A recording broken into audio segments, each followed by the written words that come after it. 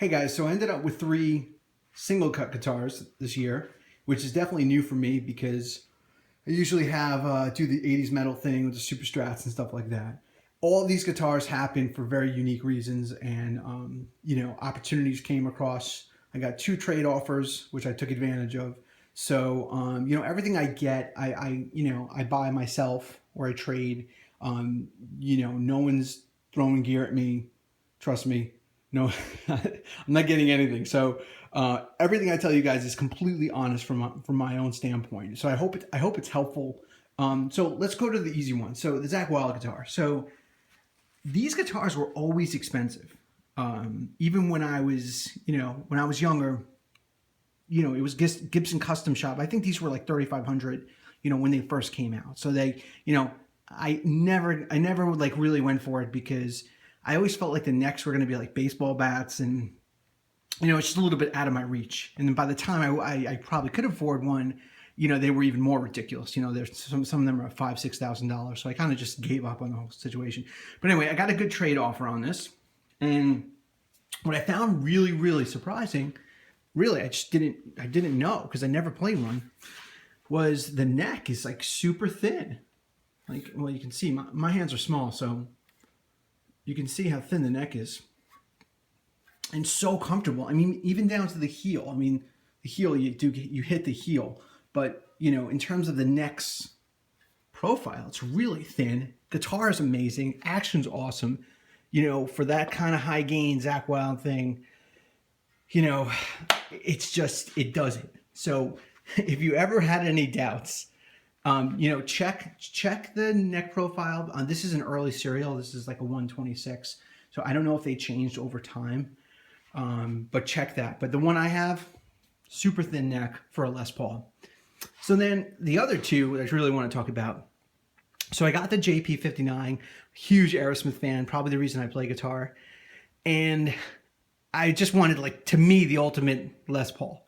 And I got it, and it was an amazing day. And then I put the guitar in the case, and I play it, and it's a beautiful, sweet sounding Les Paul. Absolutely. No question about it. But I put it in the case, and I don't take it out that often. And then I have the Knaggs. So the Knaggs came to me, on a trade offer. And once again, I'm a huge Steve Stevens fan, and but that's not enough for me to buy a guitar, right? Like, I'm not going to just buy a guitar because Steve Stevens will be happy. I mean, that's not honest, right? So I was really on the fence about getting one of these things. And my biggest concern was, I don't really like Les Paul type guitars. I'm going to buy the guitar, not going to like it, and then I'm going to sell it, and it's going to be embarrassing because Steve Stevens is on the forum, and he'll know that I didn't dig it. So, I try to be really good about this stuff. But anyway, so we get the Knaggs, and it is amazing. And I'm not just saying that, I'm not just saying that for the sake of saying that. I mean, it's one of those guitars that I've spent a lot of money on guitars, and I'm always doubtful of the boutique thing. And a lot of people are doubtful of the boutique thing. Like, oh, is it really that big of a deal? Let me tell you something. This guitar is the real deal. It is one of the most comfortable, most pleasing instruments to put in your hands. It just has an unbelievable action and tension and feel. And it's just addicting. You just literally can't take it. You can't put it down.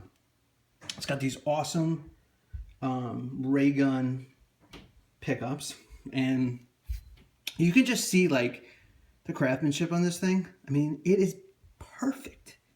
So, I mean, you're paying a lot for an instrument, and it should be beautiful and perfect.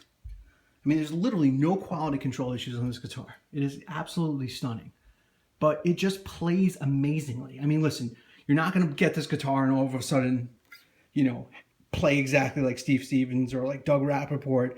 But you know what? It may push you to a better place.